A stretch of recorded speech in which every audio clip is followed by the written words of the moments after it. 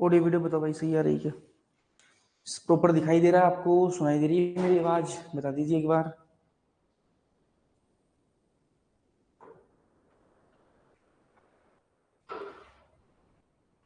बोलो यार, बोलो, बता दो बता दो। दिखाई दे रहा हूँ, सुनाई दे रही है आपको आवाज? दे रही है? Very good. चलते हैं अपनी क्लास स्टार्ट करते हैं। गुड आफ्टरनून सभी को। कैसे हो सारे? उम्मीद करता हूँ सारे क्या हो, अच्छे हो, बढ़िया हो, मौज में हो। ठीक है, सारे क्या हो तुम लोग? बढ़िया मौज में हो। एक सेकंड देना मेरे को, एक सेकेंड। सारे क्या बढ़िया मौज में हो तुम लोग? अपन बेटे थे फ्रॉग वाला चैप्टर पढ़ रहे थे। फ्रॉग अपन ने स्टार्ट कर दिया था, फ्रॉग को अपन ने स्टार्ट कर दिया था। एक बार अपन पिछली क्लास को रिवाइज करेंगे और उसके बाद अपन आगे बढ़ जाएंगे ना। चलिए, पिछली क्लास को अपन रिवाइज करेंगे, सुनिएगा मेरी बातों को ध्यान से।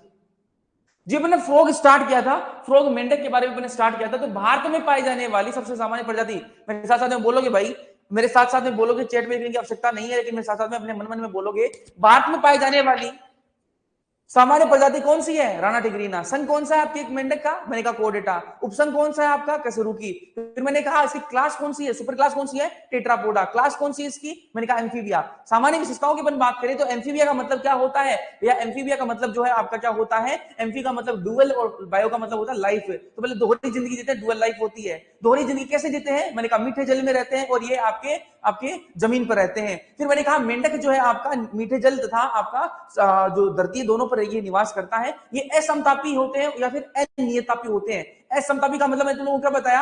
असमतापी का मतलब सीधा सा होता है कि अपना टेम्परेचर जो है ना वो मेंटेन नहीं कर पाएंगे, अपना टेम्परेचर जो वो मेंटेन ये नहीं कर पाएंगे। तो इनका शरीर जो है वो तो शरीर का जो ताप होता है वो क्या नहीं होता? स्थिर नहीं होता है ना। तो वातावरण का जो ताप होता है उसी के अनुसार इनका ताप भी क्या होता है? परिवर्तित होता रहता है। फिर मैंने आपको बताया कि मेंढक जो है ना वो शीत और ग्रीष्म ऋतु के अंदर आपको दिखाई नहीं देते। क्यों नहीं देते? शीत के अंदर ये शीत निष्क्रियता में चले जाते हैं और ग्रीष्म के अंदर ये ग्रीष्म निष्क्रियता में चले जाते हैं। कहां से जाएंगे? गहरे गड्ढों में जाके छुप जाते हैं। हृदय कितने चैम्बर का बताया मैंने आपको कि इनका हृदय जो वो आपका 3 चैम्बर का हार्ट होता है। एक इनके अंदर एक खास प्रॉपर्टी बताई थी तुम लोगों को मैंने, छद्म आवरण या फिर कैमोफ्लाज मैंने आपको बताया था। तो मैंने कहा रंग परिवर्तन करने की इनमें क्या होती है? क्षमता होती है। रंग परिवर्तन क्यों करते हैं ये? मैंने कहा खुद की रक्षा करने के लिए रंग परिवर्तन करते हैं, रक्षात्मक रंग परिवर्तन करते हैं। ठीक है, और इस रंग परिवर्तन करने को क्या कहेंगे अपन? मैंने कहा इसको अनुहरण या फिर मिमिक्री कहेंगे। मैंने कहा जब ये घास या फिर नम वाली जमीन या फिर नम जमीन पर होते हैं तब ये क्या अपना रंग जो परिवर्तन करते हैं। फिर मैंने आपको बताया मैंने बाह्य आकारिकी के बारे में। तो बाह्य आकारिकी की अगर मैं बात करूं तो त्वचा जो है इनकी त्वचा के ऊपर क्या होता है? श्लेष्मा की परत होती है, म्यूकस की परत होती है। इसलिए कैसे होते हैं? ये चिपचिपे और फिसलनी होती है इसकी स्किन। मेंढक जो है ना वो कभी भी पानी नहीं पीता। इसकी जो स्किन है ना उससे क्या करता है? पानी को अवशोषित करता है, पानी कभी नहीं पीता है। फिर अपन ने रंग की बात की तो रंग जो है इसकी ऊपरी सतह का अलग रंग होता है और निचली सतह का अलग रंग होता है। ऊपरी सतह की मैं बात करूं तो कैसा रंग होता है? मैंने कहा ओलाइव ग्रीन होता है। कैसा? ओलाइव ग्रीन होता है और उस पर अनियमित धब्बे होते हैं। और निचली जो स्किन है इसकी जो निचली परत है, नीचे की जो सतह है उस पर क्या होगा? मैंने कहा हल्की वो पीले रंग की होती है। मेंढक का जो शरीर है वो 2 भागों में बटा हुआ रहता है। भैया कौन कौन से भाग? मैंने कहा सिर और धड़ में बटा हुआ रहता है। क्या मेंढक के अंदर पूंछ होती है क्या? भैया नहीं, पूंछ नहीं होती। क्या मेंढक के अंदर क्या है? गर्दन होती है क्या? भैया गर्दन भी नहीं होती। फिर मैंने कहा इसके मुंह के ऊपर क्या होते हैं? नासिका द्वार पर मौजूद होते हैं। तो मुंह के ऊपर क्या होते हैं? नासिका द्वार मौजूद होते हैं। फिर अपन ने इसकी आंखों की बात करी थी। मैंने कहा इसकी आंखें जो है ना वो बाहर की ओर उभरी हुई होती हैं। उसके अलावा जो इसकी आंखें जो होती हैं वो निक्टिटिंग मेम्ब्रेन से क्या रहती हैं? ढकी रहती हैं। क्या रहती है? ढकी रहती है। निमेशक पटल, हिंदी में निमेशक पटल से क्या रहती है? ढकी रहती है। निमेशक पटल से क्यों ढकी रहती है? ताकि पानी से उसको उन आंखों को बचाया जाए। ठीक है, यहां तक मैंने बात की थी। फिर मैंने बात की कान की। कान की मैं बात करूं तो कान जो है ना, कान जो यहाँ पर कौन रिप्रेजेंट करेगा? कर्ण पटल या फिर टिम्पेनियम जो वो कान का काम करती है। और क्या करती है? जो साउंड वाइब्रेशन आएंगी, जो आपकी जो ध्वनि की जो संकेत आएंगे उनको क्या करेंगी? उनको ग्रहण करने का काम करता है कौन? टिम्पेनियम या फिर कर्णपटल। फिर यहाँ पर बात करी अपन ने इनकी लिम्स के पाद की बात करी। मैंने कहा इनके अंदर 2 जोड़ी पाद होते हैं। लिम्स जो है वो आपके 2 जोड़ी होते हैं। एक आपका अग्र पाद और एक आपका क्या होता है? एक जोड़ी आपके पश्च पाद होते हैं। जो अग्र पाद होते हैं वो आगे वाले पैर मतलब 4 उंगलियां होंगी उनके अंदर, और जो पीछे वाले पैर है पश्च पाद उनमें 5 उंगलियां होंगी। जो 5 उंगलियां होंगी वो कैसी होंगी? झिल्ली युक्त होंगी। झिल्ली युक्त क्यों होती है? मैंने कहा तैरने में मदद करता है। उसके अलावा जो पश्च पाद होते हैं वो कैसे होते हैं? मोटे होते हैं, जो लंबे होते हैं और मासल होते हैं ना, लंबे और मासल होते हैं, इसलिए लोग इनको खाने के रूप में भी काम लेते हैं। पाद किस काम आते हैं? मैंने कहा चलने फिरने टहलने और तैरने में सहायता करते हैं, उसके अलावा गड्ढा बनाने में भी सहायता करते हैं। फिर अपन ने बात करी कि इनके अंदर क्या पाई जाती है, लैंगिक द्विरूपता पाई जाती है। लैंगिक द्विरूपता अंग्रेजी में कहूं तो सेक्सुअल डायमोर्फिज्म इनके अंदर पाया जाता है। मतलब मेल मेंढक और फीमेल मेंढक में फर्क पता कर सकते हैं। सेक्सुअल डायमोर्फिज्म का मतलब यही होता है। नर मेंढक जो होता है उसमें वाक कोष पाए जाते हैं, वो अपना जो ध्वनि आपको टट की जो ध्वनि आती है वो उत्पन्न कर सकता है कौन, मेल जो मेंढक होता है, नर मेंढक, उसी के अंदर वाक कोष या फिर वोकल सैक पाए जाते हैं। फिर अपन ने बात करी किसकी, कि नर जो मेंढक होता है उसकी जो अग्रपाद की पहली अंगुली में क्या पाया जाता है, मिथुन अंग पाया जाता है। और मिथुन अंग जो है उसको अंग्रेजी में क्या कहेंगे, कोपुलेटरी पैड। ये सिर्फ किसके अंदर पाया जाता है, मेल के अंदर पाया जाएगा, और ये मैथुन में सहायता करता है। यहां तक अपन ने पिछली क्लास पूरी रिवाइज कर ली, समझ में आई कि नहीं आई, याद आई कि पिछली क्लास, पिछली क्लास याद आई कि भाई, अरे बताओ, अब तो याद आ गई होगी, एक सांस में बोल दिया मैंने सारा कुछ है। बस इसी तरीके से तुम्हें भी एक सांस में सारी चीजें याद होनी चाहिए भाई, है ना। इसी तरीके से तुम्हें भी एक सांस में सारी चीजें जो है वो याद होनी चाहिए, है ना। चलिए कैसे याद होंगी, लिख लिख के पढ़ोगे। कांच के सामने और बातें तो आप बहुत करते हो कि ये कर लूंगी मैं, वो नहीं, ऐसी बात याद करके कांच के सामने खुद से बात किया करो ना, ये सब याद करो भाई, ठीक है। चलिए तो बार बार बोलोगे चीजें याद हो जाएंगे ना।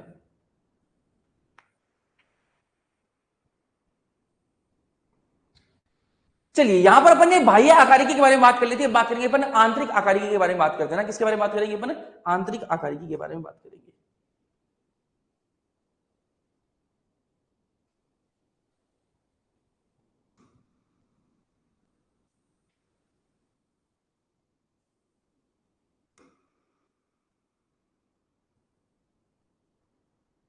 आंतरिक आकारिकी के बारे में बात करेंगे।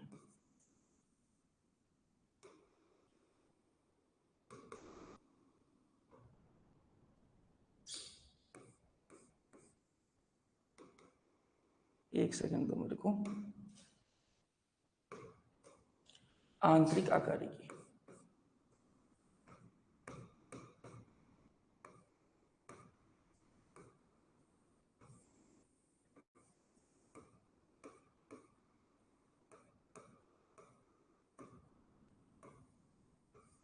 आंतरिक आकारिकी या फिर अंग्रेजी में कह दो तो एनाटॉमी कहेंगे ना।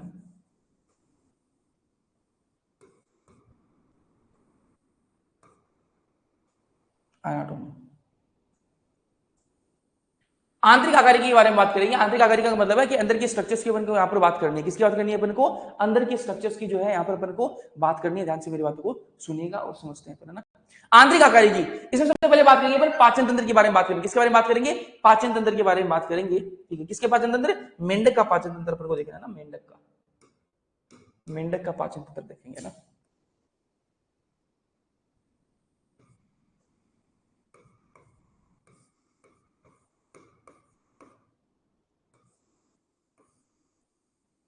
मेंढक के पाचन तंत्र के बारे में बात करें तो मैंने कहा इसका जो पाचन तंत्र होता है मेंढक का, वो आहार नाल और आपकी पाचन ग्रंथियों से मिलकर बना हुआ होता है। तो पाचन तंत्र जो किससे मिलकर बना हुआ होता है, तो मैंने कहा आहार नाल, आहार नाल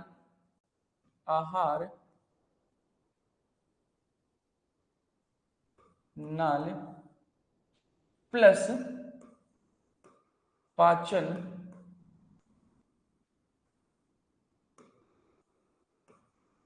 ठीक है। आहार नाल और पाचन ग्रंथियों से मिलकर क्या बना हुआ होता है, इनका पूरा पाचन तंत्र वो बना हुआ होता है। आहार नाल के बारे में बात करें तो इनकी आहार नाल कैसी होती है, मैंने कहा इनकी आहार नाल है वो आपकी कैसी होती है, छोटी होती है, क्योंकि मेंढक कैसे होते हैं, मांसाहारी होता है। तो यहां पर अपन लिखेंगे कि आहार नाल इनकी कैसी होती है, छोटी होती है। आहार नाल कैसी होती है इनकी, छोटी होती है ना। आहार नाल कैसी होती है इनकी, छोटी होती, छोटी होती है क्योंकि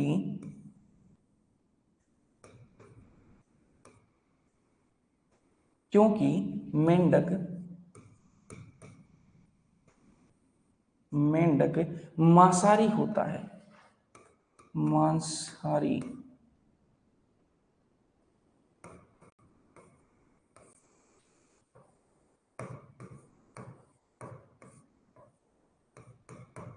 ठीक है, तो छोटी इनकी क्या होती है, आहार नालिका होती है इनकी छोटी होती है, क्योंकि मेंढक क्या होता है तुम्हारा मांसाहारी होता है। पाचन तंत्र जो दो चीजों से मिलकर बना हुआ होगा, आहार नाल और आपकी पाचन ग्रंथि से मिलकर बना हुआ होता है।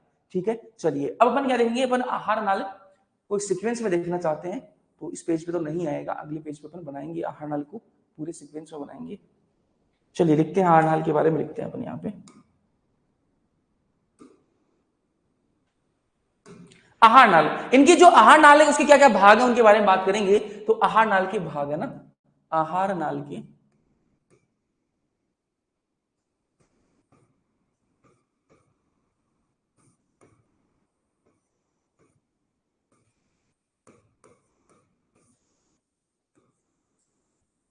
आहार नाल के भागों के बारे में बात कर रहे हैं। तो पहला भाग आपके आहार नाल इसकी मेंढक की कहां से स्टार्ट होती है? मैंने कहा मुंह से स्टार्ट होती है। कहां से स्टार्ट होती है? मुख से स्टार्ट होती है ना। कहां से स्टार्ट होती है? मुख से। आहार नाल कहां से स्टार्ट होती है? मुख से स्टार्ट होती है। मुख के बाद में क्या आएगा? मैंने कहा मुख गुहिका आएगी। क्या आएगी? मुख गुहिका आएगी। मुंह के बाद में क्या आएगी? मुख गुहिका आएगी। मुंह के बाद में क्या आएगी? मुख गुहिका।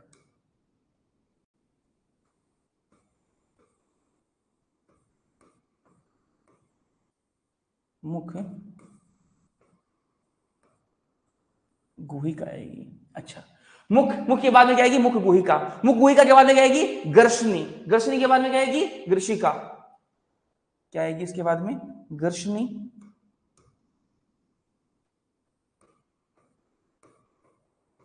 गर्शनी। गर्शनी के बाद में क्या आएगी? ग्रशिका। ग्रशिका।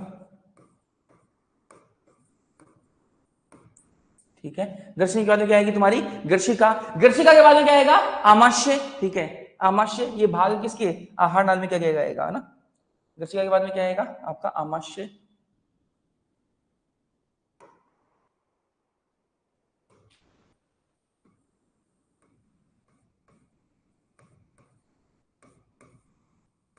ग्रसिका के बाद में क्या आएगा? आमाशय। आमाशय के बाद में क्या आएगी? आपकी आंत आएगी। आंत के बाद में आ जाएगा मलाशय आ जाएगा। ठीक है, आमाशय के बाद में क्या आ जाएगी? आंत।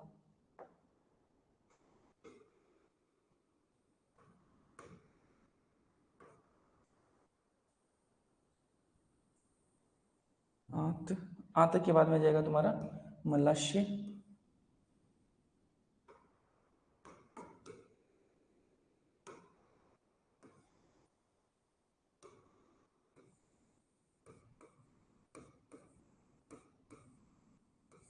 मलाशय। और मलाशय के बाद में आ जाएगा क्या? अवस्कर आ जाएगा। क्या आ जाएगा? अवस्कर। अवस्कर क्या होता है भी समझाऊंगा ना। मलाशय के बाद में क्या आएगा? अवस्कर।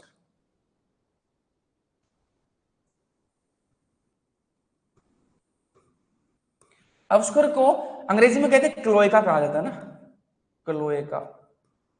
ठीक है, हिंदी में इसको अवस्कर कहते हैं, अंग्रेजी में इसको क्लोएका है ना। तो अवस्कर थोड़ा सा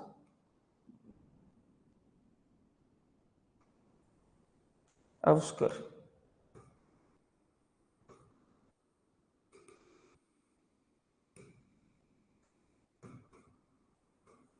अवस्कर है ना, अंग्रेजी में क्लोएका।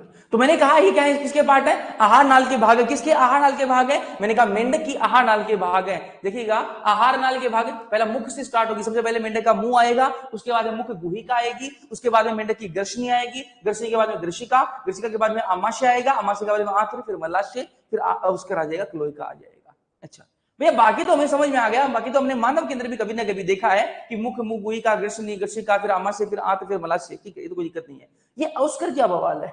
ये अवस्कर क्या बवाल है? नॉर्मली मलाशय के बाद में गुदा द्वार आता है। क्या आता है? गुदा द्वार, एनस आता है। लेकिन यहां पर ये अवस्कर क्या आ गया? मैंने कहा ये अवस्कर बताता हूं पहले ना, अवस्कर समझना से। अवस्कर को समझे अपन। अवस्कर को अगर समझना चाहें, अवस्कर को अपन समझना चाहें तो ये क्या है, देखना ध्यान से। देखिएगा, वो ध्यान से देखिएगा। अवस्कर कुछ रॉकेट साइंस नहीं है, कुछ भी रॉकेट साइंस नहीं है।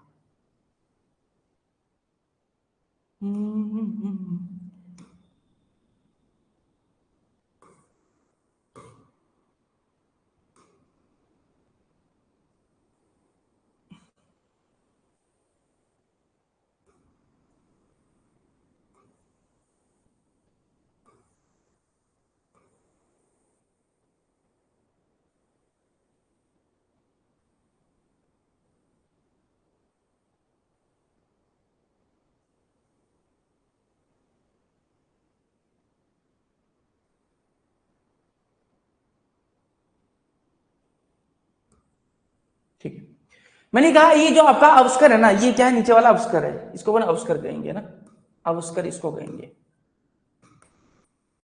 अच्छा भैया, ये पाइप बनाए मैंने, तीन जो पाइप बनाए, ये क्या है, मैंने कहा ये आपका जनन पथ हो गया। क्या बात है आपका, जनन पथ, जनन पथ। ठीक है भाई, जनन पथ हो गया। ये आपका एक्सक्रीटरी पथ हो गया ना, उत्सर्जन पथ हो गया ना,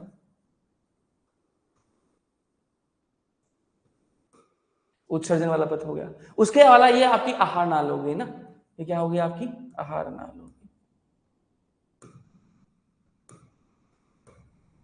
तो मेंढक के अंदर क्या पाया जाता है, तुम्हारा अवस्कर या फिर क्लोएका पाया जाता है। ये कुछ भी नहीं है, ये कुछ भी नहीं है। मैंने कहा तीन जो पाइप है, तीन छोटी छोटी पाइप आके एक बड़े पाइप में खुल रही है, तीन छोटी छोटी पाइप आके एक बड़े पाइप में खुल रही है, जैसे आहार नाल, ठीक है, वो भी इसी में आगे खुलती है। आपकी उत्सर्जन वाला जो पाइप है, आपका जो मूत्राशय वाला पाइप, मूत्र वाला जो पाइप है, वो भी इसी में खुलेगा। तुम्हारा जनन पथ वो भी इसी में खुलेगा। तो तीन पाइप जो है वो एक ही ओपनिंग में खुल रही है, एक ही क्या है, एक ही द्वार है, तीन पाइपों का एक ही द्वार है, उसको अपन अवस्कर या फिर क्लोएका कहते हैं। ठीक है, अवस्कर या फिर क्लोएका कहते हैं। ये समझ में आया कि नहीं आया बताओ भाई, इसको अवस्कर या फिर क्लोएका कहा जाता है। समझ में आया कि नहीं आया, फटाफट बोलो, आया क्या समझ, आया तो बताओ, हाँ हाँ नया बोलो, फटाफट बोलो यार, ऐसे मत करो।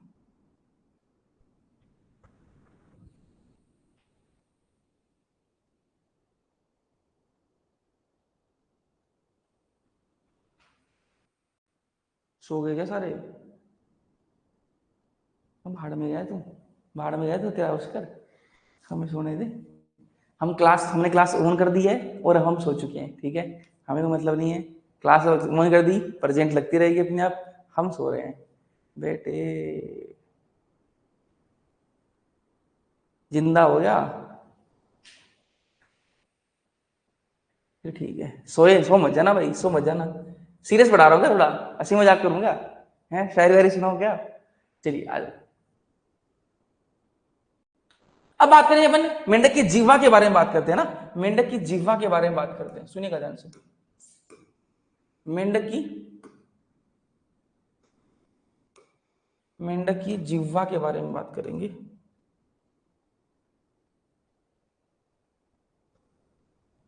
मेंढक की जिह्वा,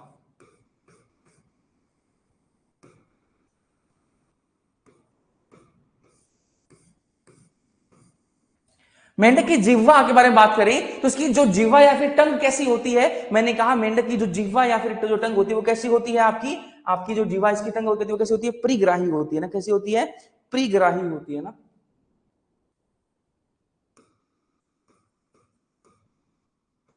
कैसी होती है, परिग्राही, या फिर अंग्रेजी में कहूं तो प्रीहेंसाइल होती है ना, कैसी होती है, प्रीहेंसाइल होती है, प्रीग्राही या फिर प्रीहेंसाइल होती है। भैया प्रीग्राही या फिर प्रीहेंसाइल का मतलब कैसा है, मैंने कहा देख अपनी जीभ देखो ध्यान से, आगे से अपनी जीभ जो है वो खुली हुई है, मतलब आगे से जो अपनी जीभ जो जुड़ी हुई नहीं है कहीं से भी, ठीक है, ऐसे हिला सकते हो अपनी जीभ को, और पीछे से अपनी जो जीभ है वो नीचे से जुड़ी हुई है। सुना ध्यान से, अपनी जो जीभ है वो आगे से फ्री है बिल्कुल, है ना, घुमा सकते हो आप, ठीक है, पीछे से अपनी जीभ जो वो जुड़ी हुई होती है, बिल्कुल ऐसे ही कह रहा हूं मैं। लेकिन मेंढक के अंदर उल्टा है, मेंढक के अंदर आगे से जीभ जुड़ी हुई होती है और पीछे से जो जीभ है वो फ्री रहती है, ठीक है। तो मेंढक अपनी जीभ कैसे हिला सकता है, पीछे से हिला सकता है, आगे से नहीं हिला सकता।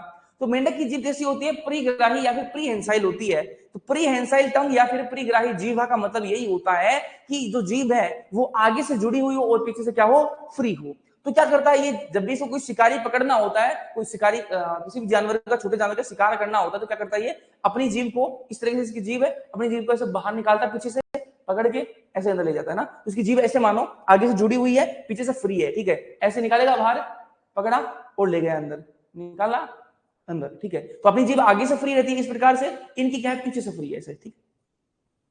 तो इसका मतलब प्रीग्राही आपकी प्रीहेंसाइल होगी। जिह्वा कैसी होती है इनकी, मैंने कहा इनकी जो जिह्वा होती है वो आपकी बाइलोब्ड होती है, द्विपालित होती है, कैसी होती है, द्विपालित होती है। इनकी जो जिह्वा है वो कैसी होती है, द्विपालित होती है ना,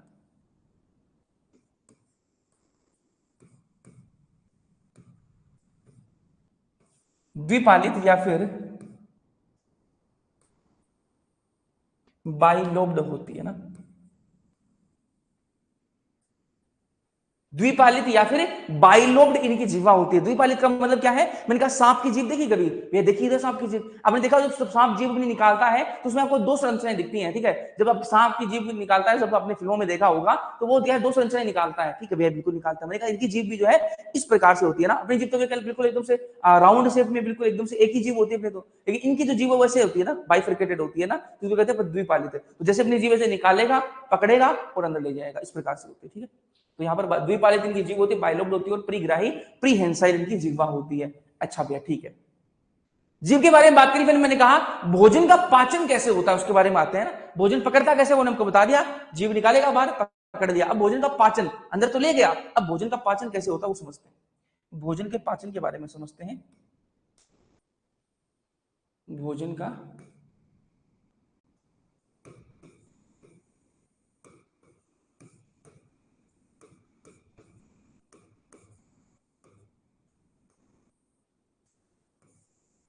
भोजन के पाचन के बारे में अगर अपन समझना चाहें, भोजन के पाचन के बारे में अगर अपन यहां पर समझना चाहें तो ध्यान से सुनिएगा। मैंने कहा भोजन का जो पाचन है वो द्विपालित जीव, द्विपालित जीव की सहायता से क्या करता है, ये भोजन को एकत्रित करता है। सबसे पहले तो अपन ने ये देख लिया कि द्विपालित जो जीव है उसकी सहायता से क्या कर रहा है, भोजन को एकत्रित कर रहा है ना। तो अपन लिख लेंगे यहां पर, मैंने कहा कि द्विपालित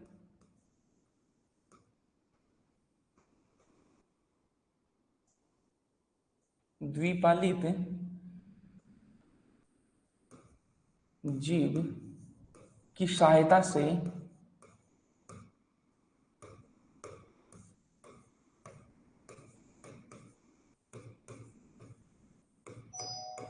द्विपालित जीव की सहायता से भोजन को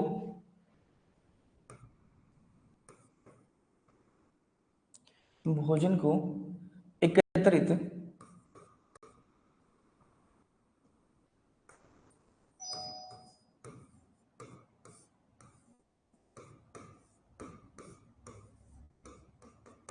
ठीक है। तो द्विपालित जीव की सहायता से क्या करेगा, भोजन को एकत्रित कर लेगा, कर लिया भैया। उसके बाद खाना कहां जाएगा, जाहिर सी बात है आमाशय में जाएगा, पेट में जाएगा, ठीक है। तो खाना कहां जाएगा, मैंने कहा आमाशय में जाएगा। खाना कहां जाएगा इनका, फिर आमाशय में, है ना। तो यहां पर लिखेंगे अपन आमाशय, खाना कहां गया, आमाशय में।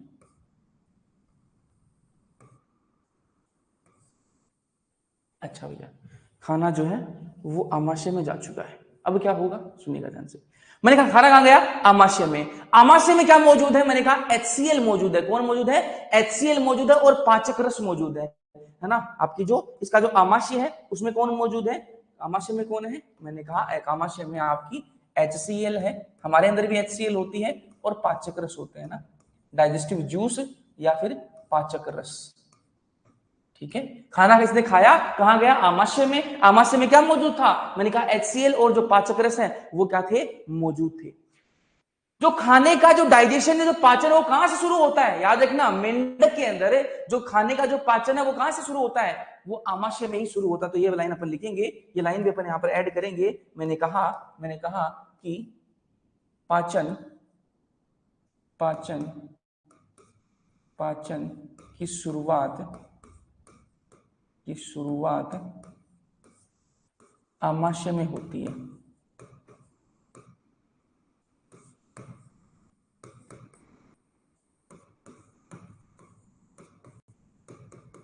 ठीक है। तो आपके मेंढक है उसके अंदर पाचन की शुरुआत कहां होती है, आमाशय के अंदर होती है। अच्छा भैया ठीक है। मैंने कहा जैसे ही खाना आमाशय में आया, खाना जैसे ही आपका आमाशय में आएगा, भैया आ गया आमाशय के अंदर। मैंने कहा जैसे खाना आपका आमाशय में आएगा, HCl और पाचक रस के साथ में खाना जैसे मिलेगा, क्या बन जाएगा, कायम कहेंगे उस खाने का, कहेंगे अपन कायम कहेंगे। क्या कहेंगे, कायम, ठीक है। सेम अंदर अपने अंदर भी यही कहते हैं ना, क्या कहेंगे अपन, कायम नाम देंगे, कायम,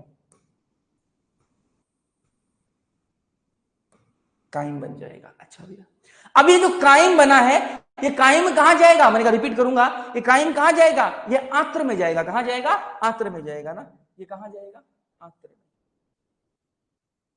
ठीक है, ये आंत्र में चला जाएगा।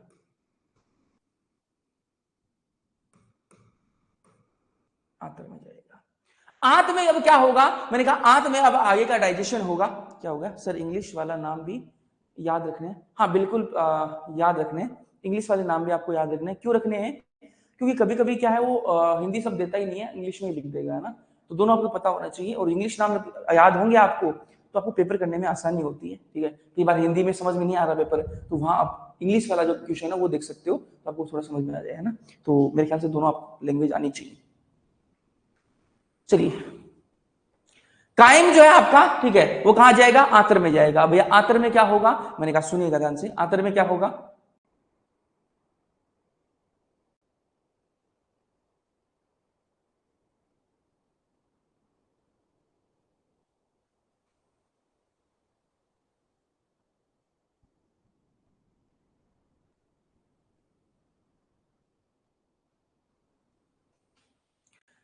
आतर में क्या होगा वो मैं समझाने से पहले एक डायग्राम दिखाना चाहता हूं तुम लोगों को, ना।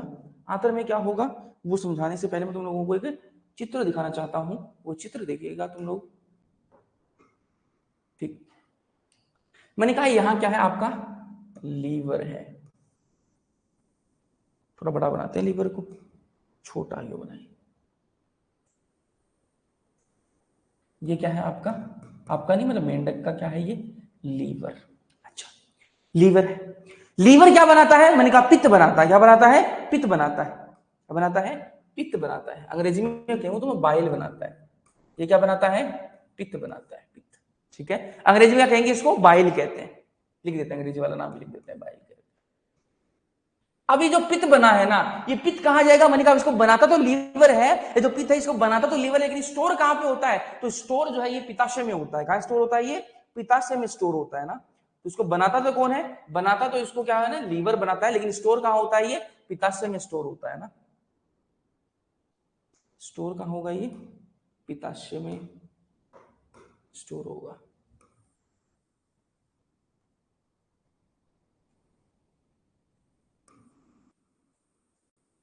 ठीक है, तो ये जो पित्त है आपका वो कहां स्टोर होगा? वो पित्ताशय के अंदर स्टोर होगा। ये जो मैंने ग्रीन कलर में बनाया है ये क्या है? ये पित्ताशय, ठीक है। ये क्या है? पित्ताशय,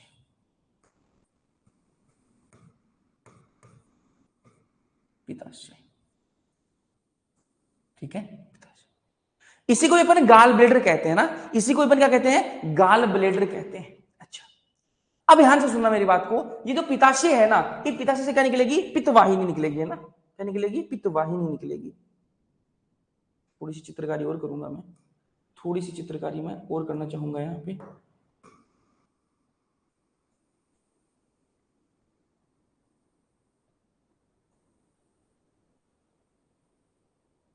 ठीक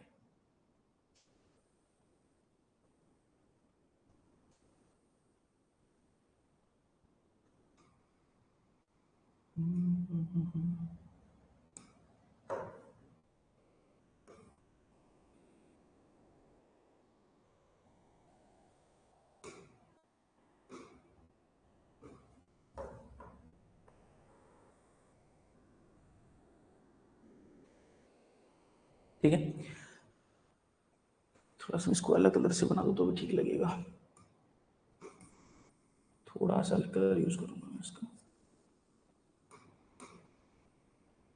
ताकि मिक्स ना।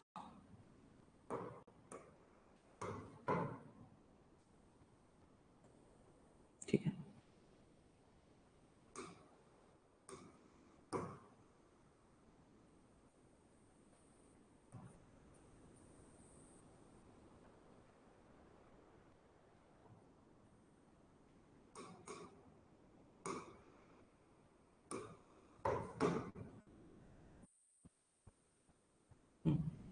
अब ठीक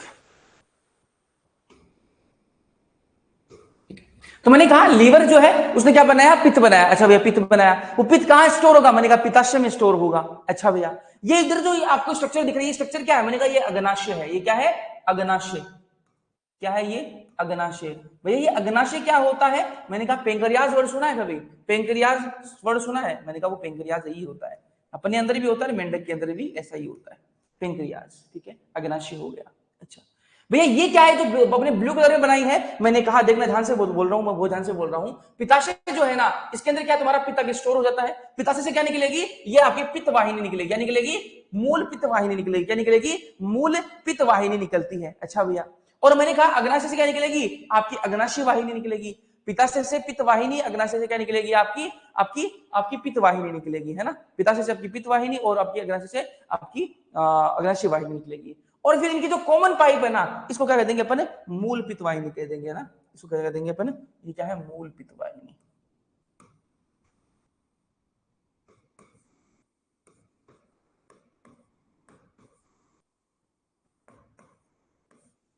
क्या हो जाएगी, ये मूल पित्त वाहिनी। ठीक है, अब ये मूल पित्त वाहिनी कहां आ रही है, मैंने कहा ये आंत है। ये किसकी आंत है, मेंढक की आंत है। और मेंढक की जो आंत होती है ना, इसका जो ये क्या है, आंत का भी ये पहला भाग है। पहला भाग क्या कहते हैं, ग्रहणी कहते हैं ना, क्या कहते हैं, ग्रहणी, है ना, ग्रहणी कहा जाता है, ग्रहणी कहते हैं ना। तो ये क्या है, ग्रहणी, जो कहेंगे अपन, ग्रहणी कहेंगे ना, ग्रहणी। ठीक है, तो यहां पर हुआ क्या, मैंने कहा पित्त पित्ताशय में गया, फिर आपका अग्नाशय से क्या निकलेगी, अग्नाशय रस निकलेंगे। वो पित्त और अग्नाशय रस जो है वो कहां आएंगे, इस मूल पित्त वाहिनी से होके कहां आ जाएंगे, ग्रहणी में आ जाएंगे। कहां जाएंगे, ग्रहणी में आ जाएंगे। ठीक बात है, क्या ग्रहणी में आ गई। अब ये जो आपके पित्ताशय के जो पित्त रस हो गया, ये जो पित्त रस पित्त है, और आपका अग्नाशय का जो अग्नाशय रस है, ये क्या करेंगे, इस खाने जो यहाँ पर जो खाना आएगा इस आंत के अंदर, उसको क्या करेंगे, डाइजेस्ट करने में मदद करेंगे, करेंगे डाइजेस्ट करने में मदद करेंगे। तो यहाँ पर मैं एक लाइन लिखूंगा, यहाँ पर मैं एक लाइन लिखना चाहूंगा, यहाँ पर मैं एक लाइन लिखना चाहूंगा, कलर थोड़ा ब्लैक ले लेते हैं। ठीक है, जो पित्ताशय से क्या आएगा, पित्त, और अग्नाशय से क्या आएगा, अग्नाशय रस। ठीक है, पित्ताशय से, पित्ताशय से पित्त और अग्नाशय, अग्नाशय से अग्नाशय रस,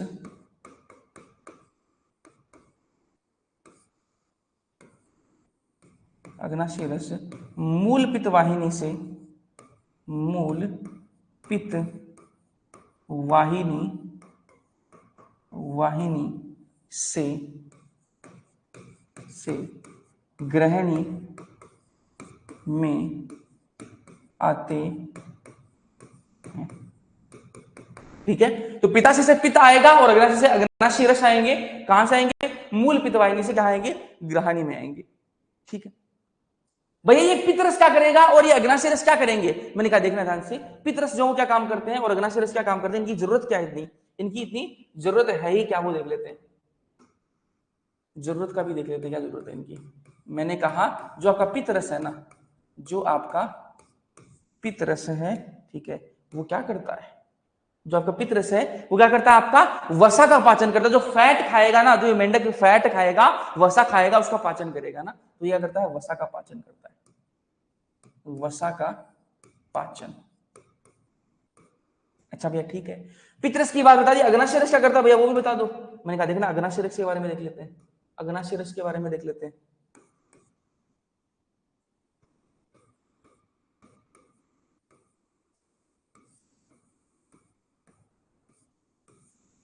अग्नाशय रस के बारे में बात करें तो अग्नाशय रस क्या करता है, देखिएगा ध्यान से।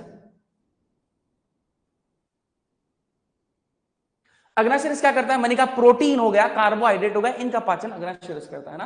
तो प्रोटीन और कार्बोहाइड्रेट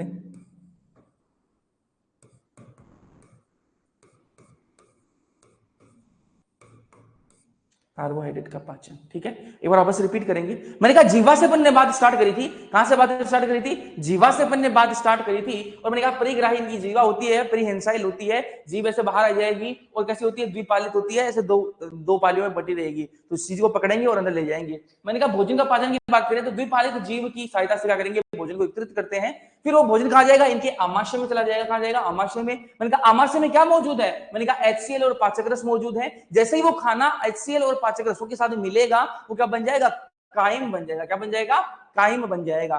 ठीक है भैया, मैंने कहा आमाशय जो है ना, वो पाचन की शुरुआत जो है आमाशय में ही होती है। पाचन की शुरुआत कहां से होती है, पूछने का क्वेश्चन है कि मेंढक के अंदर पाचन की स्टार्टिंग कहां से होती है, शुरुआत कहां से होती है, तो आपके आमाशय में ही होती है। फिर मैंने कहा ये जो कायम बना है किससे मिलके, जो खाना HCl और पाचक रस में मिला तो क्या बन गया, कायम बन गया।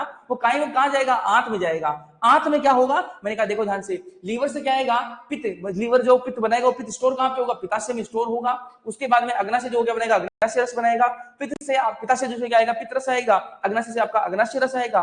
दोनों मूल पित्त वाहिनी इस पाइप से होते हुए दोनों कहां आएंगे, ग्रहणी में आ जाएंगे। ग्रहणी में क्या है आपका कायम, कायम कहां आ चुका, आंत में। आंत में कहा, ग्रहणी में आ चुका है ना। अब ग्रहणी में ये सारे रस आ जाएंगे, अग्नाशय रस और पित्त रस। ये पित्त रस क्या करेगा, मैंने कहा वसा का पाचन करेगा। पित्त रस जो फैट होगी उसको पचा देगा, और जो अग्नाशय रस है वो आपकी प्रोटीन और कार्बोहाइड्रेट का पाचन कर देता है। कोई दिक्कत, कोई समस्या तो बताओ, कोई दिक्कत, कोई समस्या तो बताओ फटाफट।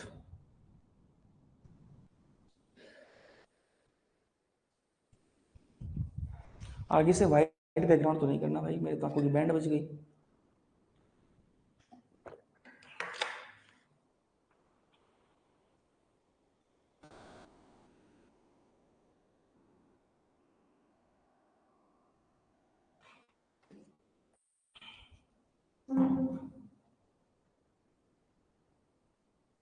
क्लियर है, बढ़िया।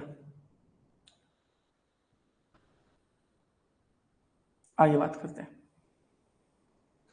आगे बात करते हैं। एक सेकंड दीजिए।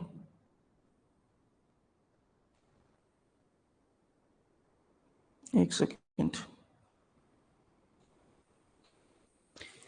सुन रहा है ना तुम।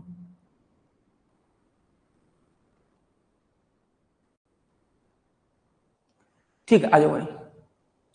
पाचन की जो अंतिम प्रक्रिया है, पाचन की जो अंतिम जो प्रक्रिया वो कहां होती है, मैंने कहा आंत में होती है। पाचन स्टार्ट कहां होता है, आपका आमाशय में, और पाचन की अंतिम प्रक्रिया कहां होती है, मैंने कहा आंत में होती है। तो यहां लिख देंगे अपन कि पाचन की अंतिम प्रक्रिया कहां होती है, आंत में होती है ना।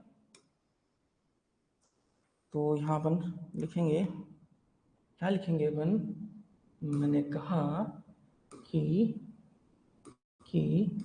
पाचन की अंतिम प्रक्रिया कहां होती है, आंत में होती है। पाचन की अंतिम प्रक्रिया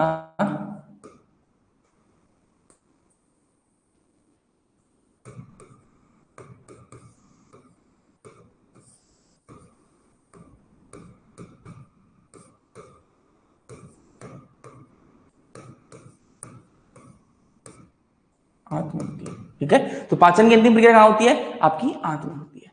फिर बात करें अपन अवशोषण की, बात करें ना। खाना पचा दिया अपन ने, खाना इसने खाया, पच गया खाना। अब क्या होगा, खाने को अवशोषित करना पड़ेगा। खाने को क्या करना पड़ेगा, अपन को अवशोषित करना पड़ेगा ना। तो अवशोषित कर लेते हैं खाने को, अवशोषण, खाने का अवशोषण करते हैं अपन।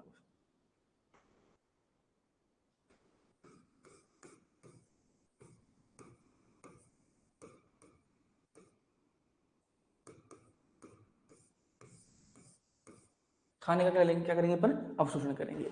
मैंने कहा जो पचित भोजन है ना, जो खाना पच गया है, अब वो कहा जाएगा, आंत के अंदर उपस्थित अंकुर और सूक्ष्म अंकुर। अंकुर क्या होते हैं, विलाई। सूक्ष्म अंकुर अंग्रेजी है माइक्रोविलाई। अब माइक्रोविलाई क्या होते हैं, टिश्यू वाले चैप्टर में ऑलरेडी बताया तुम लोगों को ना, बाल जैसी संरचना होती है। तो अंकुर और जो आपके सूक्ष्म अंकुर है, उनके द्वारा क्या होगा, इनका खाना जो है वो अवशोषित हो जाएगा। क्या हो जाएगा, अवशोषित हो जाएगा। तो यहाँ पर लिखेंगे अपन, ठीक है, यहाँ पर क्या लिखेंगे अपन कि पचित भोजन जो है आंत के अंदर उपस्थित, पचित भोजन, पचित भोजन, भोजन आंत में उपस्थित,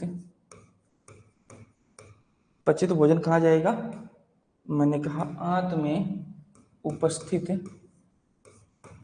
पचित भोजन जो है वो आंत में उपस्थित अंकुर और सूक्ष्म अंकुर में उपस्थित अंकुर, अंकुर और सूक्ष्म अंकुर,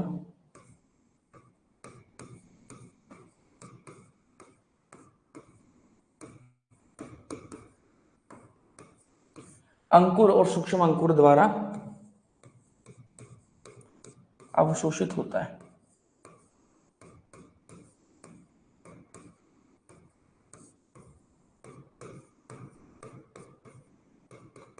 अवशोषित होता है। तो जो पचित भोजन है वो आंत में उपस्थित जो अंकुर और सूक्ष्म अंकुर हैं वो क्या करेंगे, अवशोषित कर लेंगी। अब जो बच गया ना, अभी खाना जो काम की चीजें उनको तो अवशोषित कर लिया इसके शरीर ने, मेंढक का जो शरीर है वो जो काम की चीजें होंगी उनको क्या कर लेगा, अवशोषित कर लिया। अब जो वेस्ट मटेरियल बच गया तो क्या करना अपन को, निष्कासन करना है। जो अपचित भोजन होगा क्या करेंगे अपन, निष्कासन करेंगे, उसको शरीर से बाहर निकालेंगे, है ना। तो यहाँ पर अपन लिखेंगे जो अपचित भोजन होगा उसको अपस्कर द्वारा शरीर से बाहर निकाल दिया जाएगा। तो यहाँ पर बात करें निष्कासन, निष्कासन।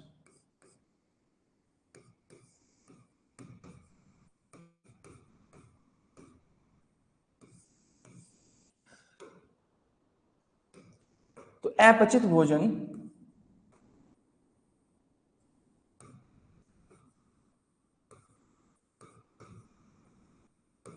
अपचित भोजन को अपस्कर द्वारा, अपस्कर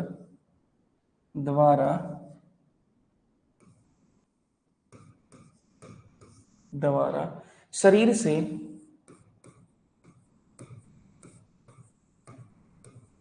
बाहर निकाल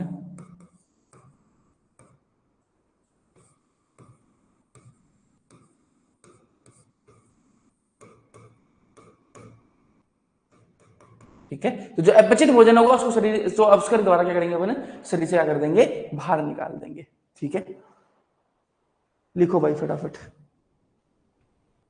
नोट करो इसको।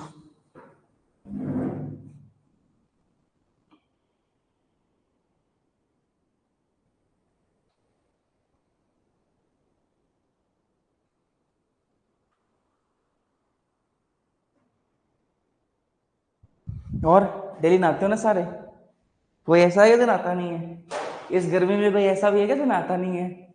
डेली नहीं नहाते हो आप लोग, है ऐसा भी कोई नहीं नहाता इस गर्मी में? नहाना चाहिए भाई डेली।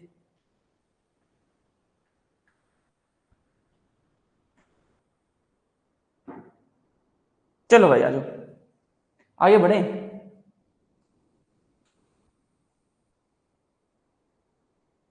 नोट्स कॉल करूं, ये लो कर दिए। कितना करूं, यहां तक ठीक है? कितना करूं, ले छोटा कर देता हूं उसको। अपनी तो राइटिंग अपने तो बहुत बड़ा बड़ा लिखा है।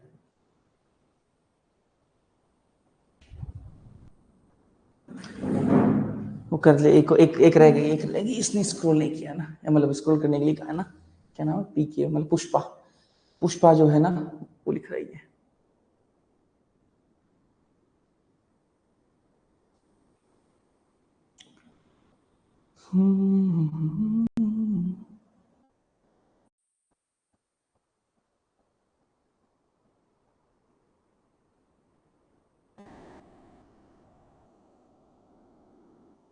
हो जाए तो बताना भाई, हो जाए तो बता देना। और बताओ तुम लोग क्या चल रहा है, बढ़िया सब कुछ, मौज में हो गया?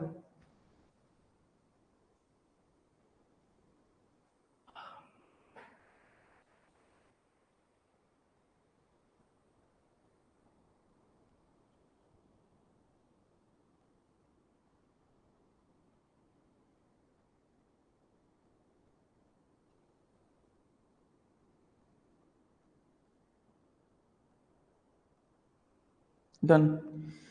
चलो भाई सवशन की बात करेंगे अपन ना, सवशन की बात करेंगे अपन, है ना, सवशन।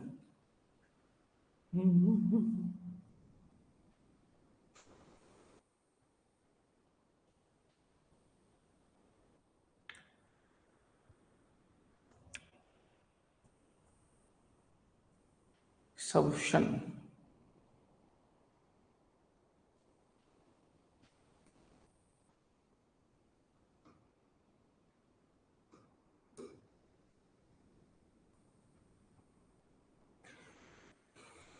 नीचे कर लेते हैं थोड़ा सा।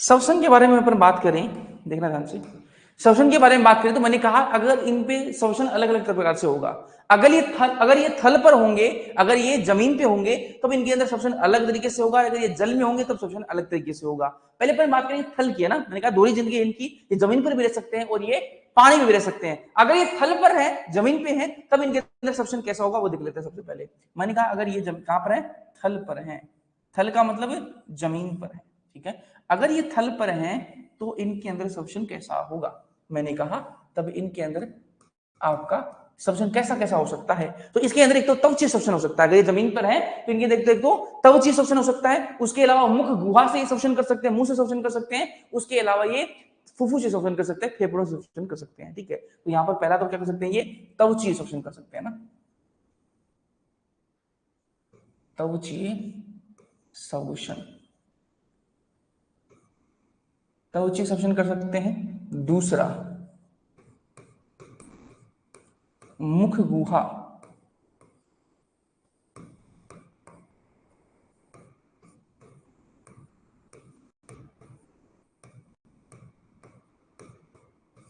मुख गुहा से सब्सटेंस कर सकते हैं। उसके अलावा मैं तीसरा बात करूं तो ये फुफ्फुस से सब्सटेंस भी कर सकते हैं ना,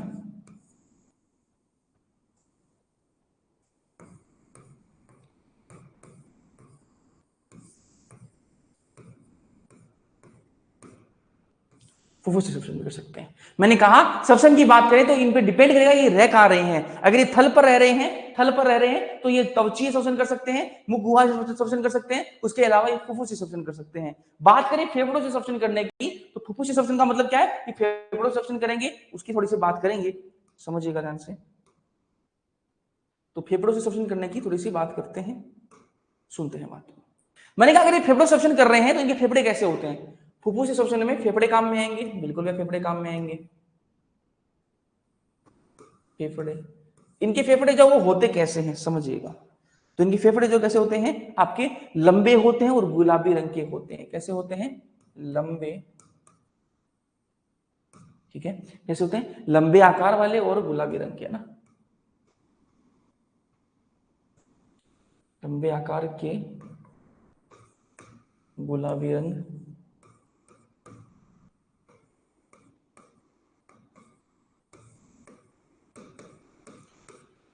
फेफड़ों कैसे होंगे, लंबे लंबे होंगे और गुलाबी रंग के होंगे। थैलीनुमा संरचना होगी। कैसी संरचना होगी, थैलीनुमा संरचना होगी। संरचना इनकी कैसी होगी, थैलीनुमा संरचना होगी, थैली जैसे होंगे ना।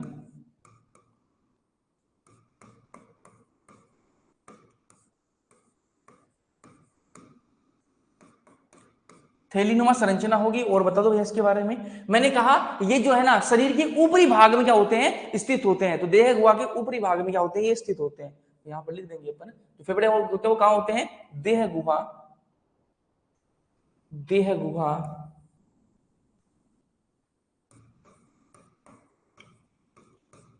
के ऊपरी भाग में होते हैं।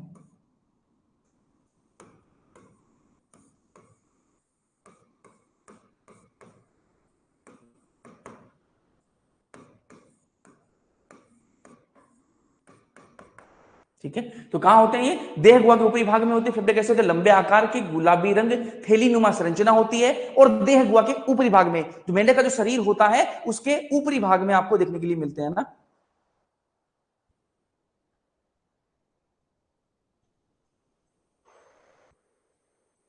क्या मोद से मतलब समझा नहीं, ठीक है। तो देखिए क्या होते हैं, ये ऊपरी भाग में स्थित होते हैं। अच्छा ठीक है, तो ये बात होगी अपनी थल में, जब सबसे थल पर रहते हैं तब कैसे सब्सटेंस करेंगे।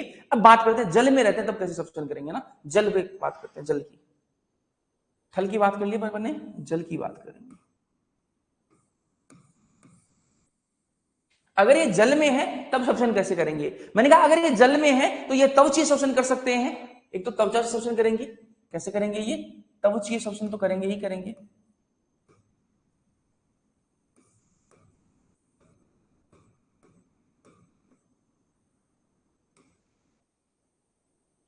त्वचा शोषण करेंगे। उसके अलावा और क्या शोषण करेंगे, मैंने कहा पानी में जो घुली हुई ऑक्सीजन है ना उसका विसरण करते हैं। ठीक है, पानी में, पानी में घुली हुई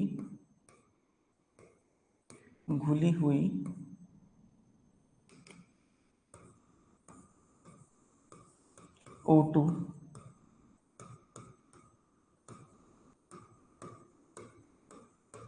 का विसरण। ठीक है। तो जल में अगर ये रहेंगे तो त्वचा शोषण कर सकते हैं, उसके अलावा पानी में घुली हुई जो O2 है ना उसका करेंगे विसरण करेंगे, मतलब क्या है, पानी में जो घुली हुई ऑक्सीजन है उसको कर लेंगे अवशोषित कर देंगे ना, तो या तो त्वचा से शोषण करेंगे जल में, या फिर पानी में घुली हुई जो ऑक्सीजन है उसका क्या करेंगे, विसरण करेंगे, विसरण द्वारा अपने शरीर में जो है उसको ले आएंगे। ठीक है।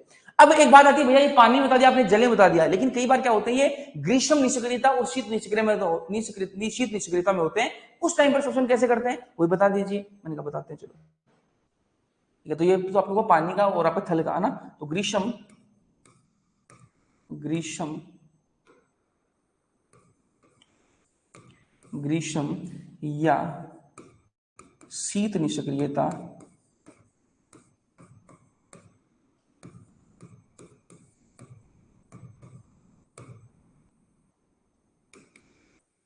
शीत निष्क्रियता, ठीक है। ग्रीष्म या फिर शीत निष्क्रियता में जो है ये जो है कैसे शोषण करते हैं, तो उस टाइम पर भी त्वचीय शोषण करते हैं। कैसे करते हैं, त्वचीय शोषण करते हैं। ठीक है। तो आपके चाहे थल पर रहे, चाहे जल में रहे, चाहे ग्रीष्म या शीत निष्क्रियता में रहे, त्वचीय शोषण तो ये हर जगह करते ही करते हैं। अब एक बात और करेंगे, फिर अपन इसके बारे में पूरा रिपीट करूंगा मैंने कहा टेडपोल या फिर इनका जो लार्वा जो है ना, मेंढक का जो लार्वा होता है उसको क्या कहते हैं अपने, टेडपोल लार्वा कहते हैं। चलिए इसके बारे में थोड़ी बात कर लेते हैं, फिर मैं इसको पूरे को वापस रिपीट कर देता हूं। मेंढक का जो टेडपोल लार्वा है,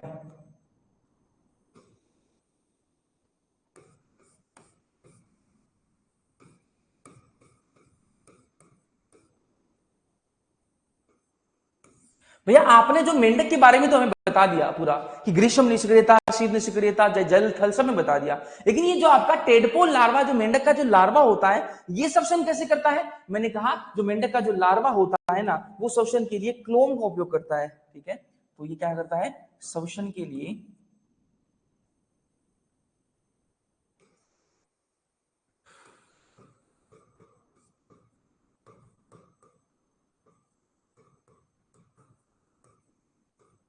श्वसन के लिए क्लोम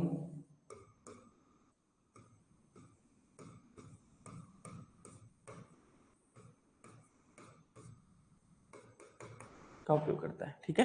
तो यहां पर मैंने कहा टेडपोल लार्वा जो होता है इसका, वो कैसा मछली जैसा होता है, कैसा होता है, मछली जैसा होता है, और बड़ा होने के बाद वो मेंढक ही बनता है। तो इसका लार्वा जो कैसा होता है, मछली जैसा, मछलियां जो होती है वो शोषण कैसे करती है, वो गिल्स के द्वारा, क्लोम के द्वारा करती है। जो हमारा मेंढक जो है ना, इसका टेडपोल लार्वा जो शोषण दिया क्लोम उपयोग से करता है। एक बार रिपीट करेंगे पूरे को, फिर अपन आगे बढ़ जाएंगे। मैंने कहा श्वसन की बात कर रहे हैं अपन, तो श्वसन जो मेंढक के अंदर कैसा होगा, मैंने कहा डिपेंड करेगा कि मेंढक रह कहां पे रहा है। अगर वो थल पर रह रहा है तो तीन तरीके से हो सकता है। वह तीन कौन कौन से तरीके हैं, मैंने कहा जो पहला तरीका है वो आपका त्वचा शोषण कर सकता है, दूसरा तरीका है आपका मुख गुहा से शोषण कर सकता है, तीसरा आपका फुफ्फुस से शोषण कर सकता है। फुफ्फुस से शोषण की बात करें तो इसमें फेफड़े यूज होंगे। फेफड़े कैसे होते हैं मेंढक के, मैंने कहा लंबे आकार के होते हैं और आपके गुलाबी रंग के होते हैं, थैलीनुमा संरचना होती है। फिर मैंने कहा देह गुहा के ऊपरी भाग में होते हैं। ठीक बात है, कोई बात नहीं है। मैंने कहा थल की बात कर ली, फिर जल में आते हैं। अगर मेंढक जल में रह रहा है तो वो त्वचा शोषण कर सकता है, या फिर पानी में जो घुली हुई ऑक्सीजन है उसका विसरण कर सकता है, उसको डिफ्यूजन द्वारा अपने शरीर में लेके आ सकता है। मैंने कहा अगर ये ग्रीष्म निष्क्रियता फिर शीत निष्क्रियता में होगा तो कैसे करेगा, मैंने कहा तब भी ये त्वचा शोषण करेगा, त्वचा शोषण करेगा। अब बात करें अपन मेंढक की तो सारी सारी बात कर ली, अब बात करें अपन किसकी, लार्वा की बात करें, तो मेंढक का जो लार्वा होता है उसको क्या कहेंगे, टेडपोल लार्वा कहते हैं। और टेडपोल जो लार्वा होता है ना, वो मछली जैसा होता है। मैंने कहा मछलियों के अंदर शोषण कैसे होता है, क्लोम, क्लोम से होता है, गिल से होता है। तो इनके अंदर भी जो टेडपोल लार्वा उसके अंदर कैसे होता है, क्लोम द्वारा शोषण होता है। फटाफट नोट कर लो भाई इसको, फटाफट इसको नोट करो, करो देखिए भाई।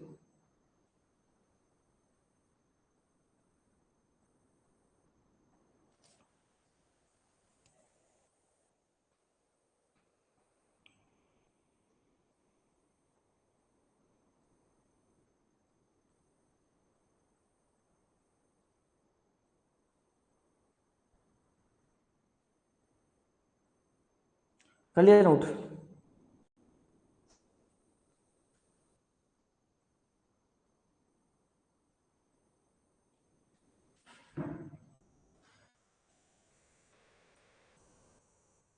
चलिए हेडिंग, अगली हेडिंग डालिए, अगली हेडिंग डालिए,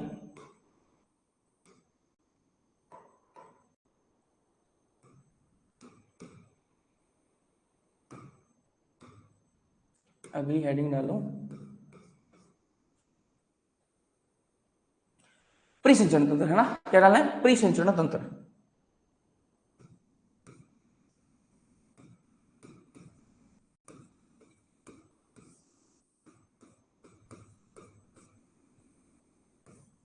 परिसंचरण तंत्र, ठीक है। मैंने कहा परिसंचरण तंत्र की बात करें तो मेंढक के अंदर आपका परिसंचरण तंत्र दो प्रकार का है, ठीक है। मेंढक के अंदर परिसंचरण तंत्र जो आपको कितने प्रकार का है, दो प्रकार का परिसंचरण तंत्र है। कौन कौन सा बात करेंगे अभी, ठीक है। तो मैंने कहा मेंढक के अंदर दो प्रकार का परिसंचरण तंत्र है, ठीक है। एक है आपका रुधिर, एक आपका रुधिर परिसंचरण तंत्र और एक आपका लसिका तंत्र, है ना। एक है आपका रुधिर परिसंचरण तंत्र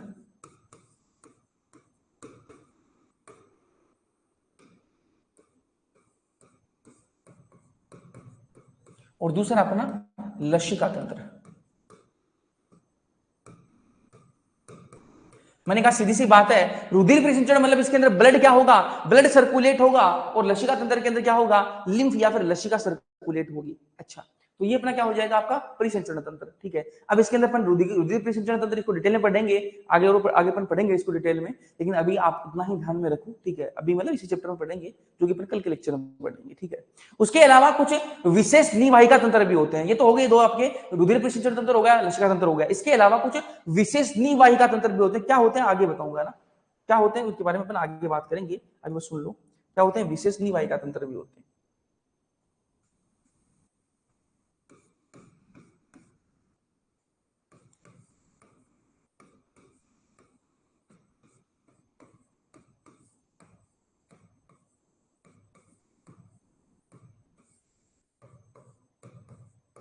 विशेष क्या होते हैं, निवाहिका तंत्र भी होते हैं। पोर्टल सिस्टम कहते हैं, क्या कहते हैं, पोर्टल सिस्टम। ये भी अपन को दो पढ़ने हैं, ये भी अपन को दो पढ़ने हैं। कौन कौन से, कौन कौन से, मैंने कहा एक आपका हो जाएगा यकृत निवाहिका तंत्र और एक हो जाएगा आपका वर्की निवाहिका तंत्र, है ना। एक हो जाएगा आपका यकृत निवाहिका तंत्र और एक हो जाएगा आपका वर्की निवाहिका तंत्र।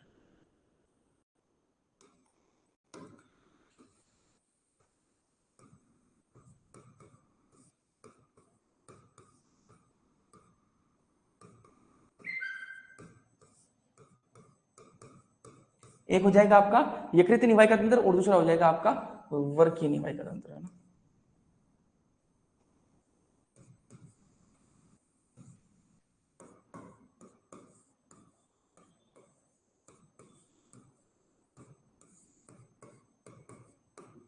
ठीक है, तो ये अपन पढ़ेंगे, इन रुधिर परिसंचरण तंत्र को पढ़ेंगे अपन, और ये विशेष निवाहिका तंत्र इनको पढ़ेंगे, कल पढ़ेंगे। आज इतना ही, ठीक है।